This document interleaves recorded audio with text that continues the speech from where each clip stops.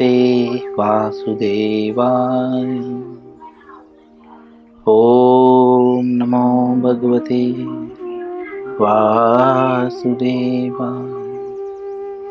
ओम नमो भगवते वासुदेवाय।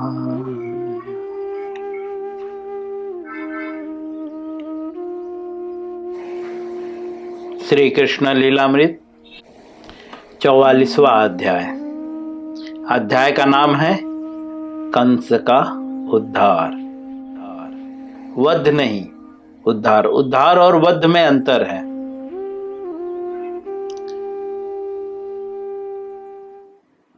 वध का अर्थ है कि वह एक्चुअल में बदमाश था, ठीक है। भगवान की योजना में उसका कोई भी रोल नहीं था। और उद्धार मतलब भगवान की योजना के तहत था और किसी अच्छा व्यक्ति था, बस किसी कारणवश उसे श्राप मिल गया हो या जो भी हो योनि में आया हो, ठीक है। किसी कारणवश वो इस संसार में आया हो, ऐसे व्यक्ति का जब कृष्ण वध करते हैं तो उसे उद्धार कहते हैं। लेकिन जो अपने आचरण के कारण आया हो, उसका नेचर ही हो बदमाशी का, ऐसे व्यक्तियों के वध को क्या कहते हैं? वध कहते हैं, उद्धार नहीं कहते। अब हम कंस का उद्धार, क्योंकि कंस जो है कौन था?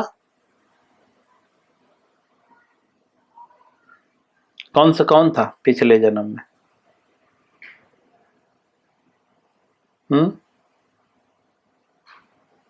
कोई बताएगा? चलिए, ये प्रश्न रहा आप सबके लिए। कंस इसके पूर्व के जन्म में क्या था? ठीक है। हरे कृष्ण प्रभु जी। हाँ, कंस पिछले जन्म में कालनेमिक नाम का एक असुर था।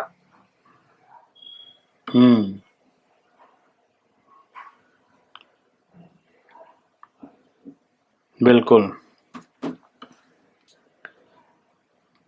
चलिए, अब हम कंस के उद्धार को पढ़ेंगे, जो पिछले जन्म में कालनेमी नामक असुर था, लेकिन अच्छा व्यक्ति था।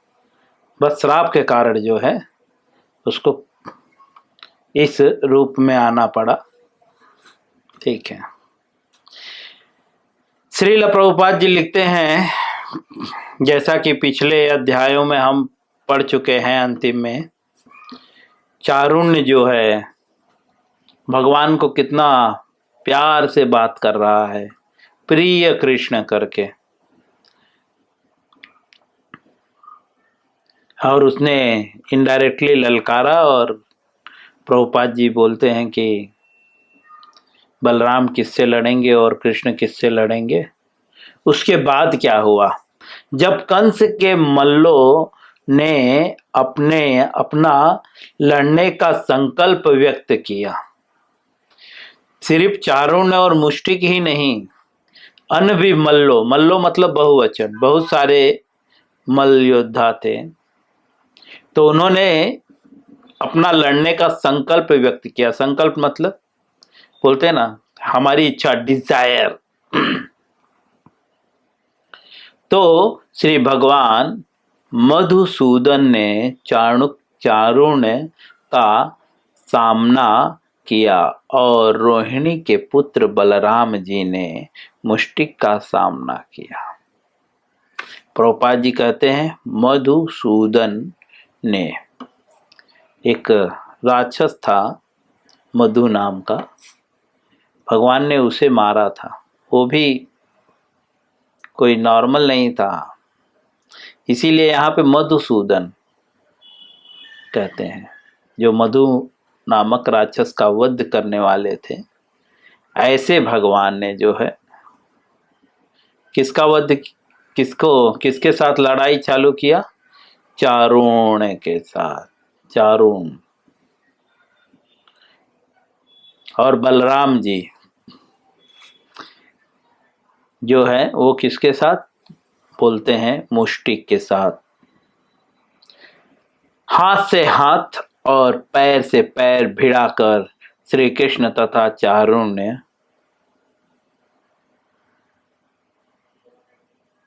तथा बलराम एवं मुष्टिक विजयी होने के लिए एक दूसरे को ढकेलने लगे। प्रभुपाद जी बहुत स्पष्टकरण से जो है युद्ध बता रहे हैं कि युद्ध कर कैसे रहे हैं। तो कह रहे हैं हाथ से हाथ और पैर से पैर भिड़ाकर। मल्ल युद्ध होता कैसे है प्रभुपाद जी यह बता रहे हैं।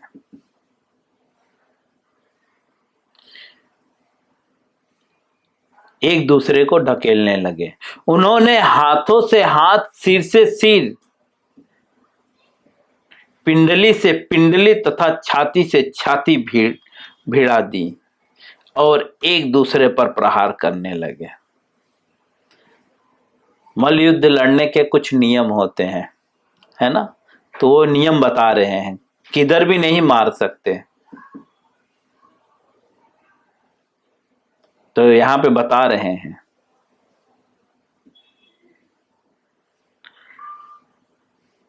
कि कैसे लड़ रहे हैं वे। तो कह रहे हैं सिर से सिर लड़ा दिए एकदम, और पिंडली से पिंडली और छाती से छाती।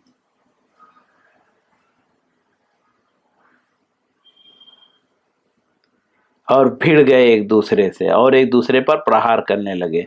एक दूसरे को एक स्थान से दूसरे स्थान की ओर ढकेलते हुए वे अत्यंत भयंकर युद्ध करने लगे।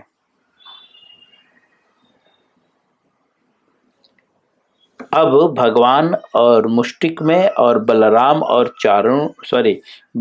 कृष्ण और जो है चारुण और बलराम और मुष्टिक में युद्ध चालू है। और ये युद्ध जो है सामान्य नहीं था, कह रहे हैं भयानक। मतलब ऐसा युद्ध चल रहा था कि देख के भय लगे, ऐसा दृश्य था।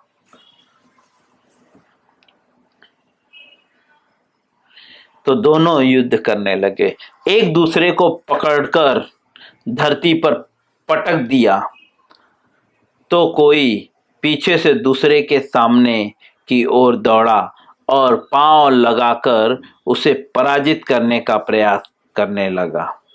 धीरे धीरे युद्ध की गति में तीव्रता आने लगी। कभी वे एक दूसरे को पकड़ते थे तो कभी घसीटते थे और कभी ढकेलते थे। तदनंतर वे एक दूसरे के हाथ पैर में आबुद्ध कर लेते थे।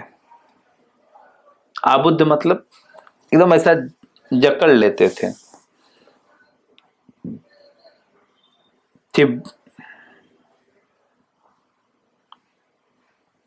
प्रत्येक ने अपने विरोधी को पराजित करने का प्रयास में मल्ल युद्ध की समस्त कलाओं का उत्तम प्रदर्शन किया। मल्ल युद्ध में भी अलग अलग कलाएं होती हैं, मतलब टेक्निक, दूसरे शब्दों में बोले तो टेक्निक। तो चारुण्य और मुष्टिक ने जो है और कृष्ण और बलराम ने जो है अलग अलग जो है कलाओं का प्रदर्शन किया। किसके लिए? एक दूसरे के विरोधियों को पछाड़ने के लिए, पराजित करने के लिए। किंतु रंगभूमि के दर्शक जो है संतुष्ट नहीं थे, क्योंकि उन्हें प्रतियोगी बराबरी के नहीं प्रतीत हो रहे थे। प्रभुपाद जी बोले कि दोनों में बहुत भयानक युद्ध चालू हुआ और सब एक दूसरे को पराजित करने के लिए जो है मल्ल युद्ध के समस्त कलाएं जो है उसका प्रयोग किया गया, उनका प्रयोग उन्होंने किया। प्रभुपाद जी कहते हैं लेकिन जो है जो रंगभूमि के दर्शक थे वे संतुष्ट नहीं थे, क्योंकि ये सब खेल कूद क्यों होता है? संतुष्टि के लिए होता है, थोड़ा एंजॉय, दूसरे शब्दों में बोले एंजॉय, एंजॉय के लिए होता है। लेकिन जो भी रंगमंच के चारों तरफ जो दर्शक थे, दर्शक अर्थात देखने वाले व्यक्ति, संतुष्ट नहीं थे। क्यों संतुष्ट नहीं थे? क्योंकि बराबरी का युद्ध नहीं था।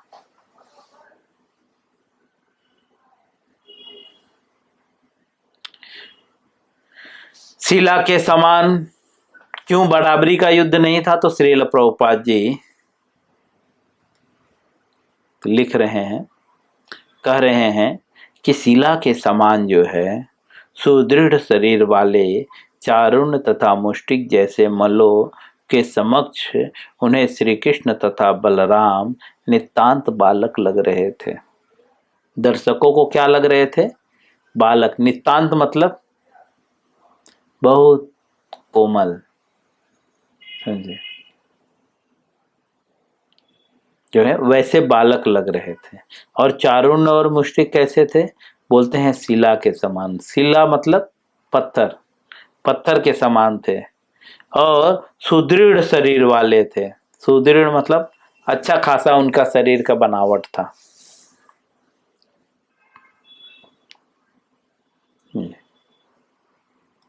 तो इसके लिए जो है बराबरी को युद्ध नहीं मान रहे थे। भगवान तो एकदम बालक की तरह लग लेते, छोटे बच्चे। श्री कृष्ण तथा बलराम के प्रति दर्शकों में से बहुत सी महिलाओं के मन में करुणा व पश्चाताप था।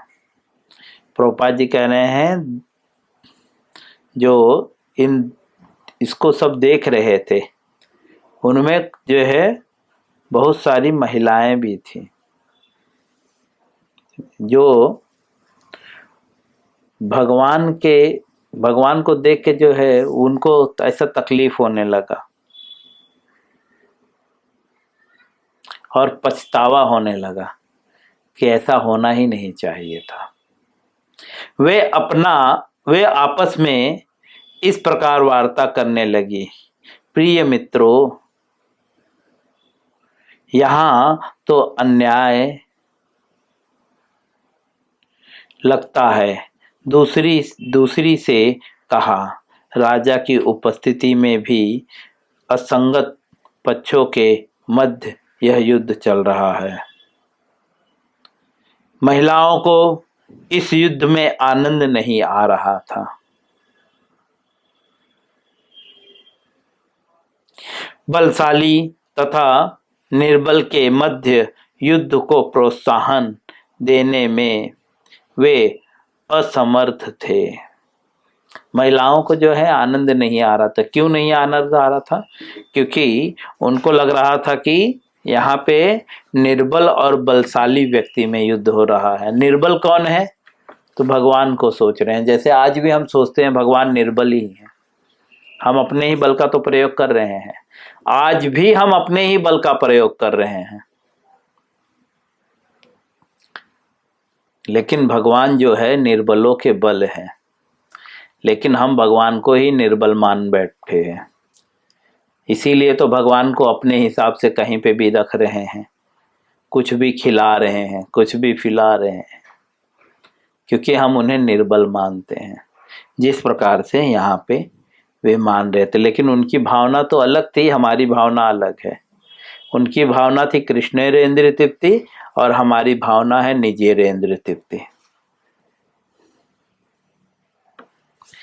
तो महिलाएं जो है उनका जो है आनंद नहीं आ रहा था। बलशाली तथा निर्बल के मध्य युद्ध को प्रोत्साहन देने में वे असमर्थ थे। असमर्थ मतलब उन्हें बिल्कुल गलत लग रहा था। मुष्टिक और चारुण्य विशाल पर्वत की भांति बलशाली तथा वज्र के समान कठोर थे, जबकि श्री कृष्ण और बलराम अल्प आयु के कोमल बालक हैं। अन्याय के सिद्धांत में यह इस सभा का त्याग कर दिया है। प्रभुपाद जी कहते हैं कि वे लोग बातें कर रहे थे। कौन लोग? महिलाएं आपस में बातें कर रही थी कि ये तो बहुत अन्याय हो रहा है। ऐसा प्रतीत हो रहा है कि जो न्याय के सिद्धांत है उसने जो है परित्याग कर दिया है इस सभा का। न्यायोचित सिद्धांतों को जानने वाले व्यक्ति इस अनुचित प्रतियोगिता को देखने के लिए यहाँ नहीं रुकेंगे। प्रभुपाद जी कह रहे हैं जो न्याय के सिद्धांत पे चलने वाले लोग हैं, जो न्याय को जानने वाले लोग हैं, वे लोग जो है यहाँ पे नहीं रुकेंगे। प्रभुपाद जी यहाँ पे यह समझाना चाहते हैं, सेम थिंग जो है महाभारत युद्ध में भी यही हुआ था। आगे जाने के बाद पांडव वाला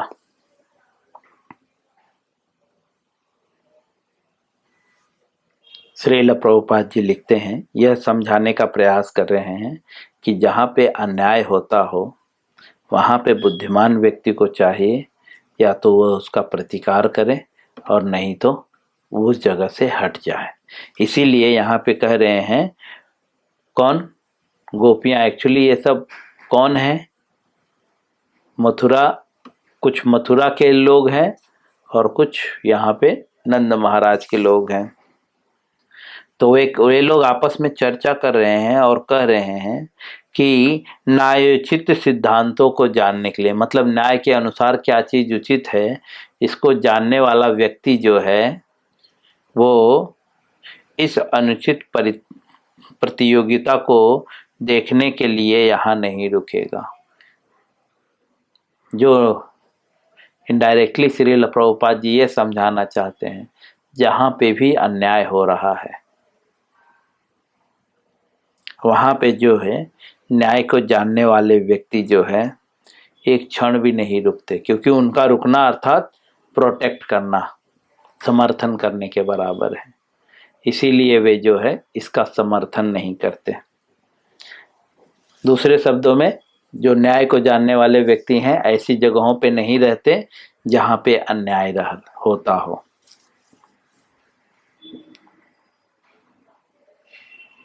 अब यह जो है फॉर्मूला हर किसी पे लागू नहीं होगा, क्योंकि ये वैश्य थे, जो लोग शूद्र थे, वैश्य थे, शूद्र थे, ब्राह्मण थे, वे लोग बैठ के देख रहे थे। ठीक है, इसके लिए इनके मनों में ये आया। ठीक है, तो हर किसी के लिए ये आदेश नहीं है, क्षत्रियों के लिए ये आदेश नहीं है। क्षत्रियों के लिए तो भगवान खुद बोलते हैं तुम्हें लड़ना पड़ेगा। ये आदेश किसके लिए है? बाकी 3 आश्रमों के लिए। श्रील प्रभुपाद जी लिखते हैं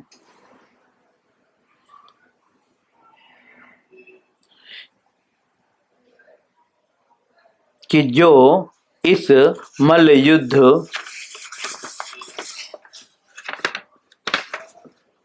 प्रतियोगिता को देख रहे हैं वे अज्ञानी हैं। अज्ञानी कौन है? जो इस मल्ल युद्ध की प्रतियोगिता को देख रहे हैं। अर्थात जो लोग गलत होते, अन्याय होते हुए देख रहे हैं वे कौन है? अज्ञानी हैं, उन्हें ज्ञान नहीं है।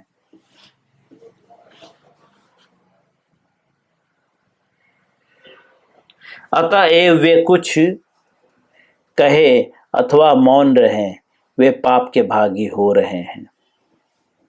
वे चाहे कुछ कहें या चुप रहें, वे कौन है? पाप के भागी हो रहे हैं। तो ये सब आप मत सोचिए कि इनडायरेक्टली प्रभुपाद जी यहाँ पे बहुत बड़ी बात बता दे रहे हैं हमें कि वह हर व्यक्ति पाप का भागी है जो अन्याय होते हुए देख रहा है। हम आप हर व्यक्ति पाप का भागी है। सिर्फ अपने ही कर्मों से पाप नहीं लग रहा है, अन्य भी किए कर रहे हैं जो कर्म, और हम देखकर चुप हैं, उसका भी यहाँ पे ऐसा प्रतीत हो रहा है। श्रील प्रभुपाद जी बताना चाह रहे हैं कि पाप लग रहा है।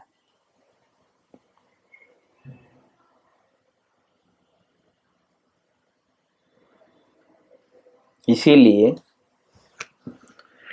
अपनी क्षमता अनुसार जो है अन्याय नहीं होने देना चाहिए।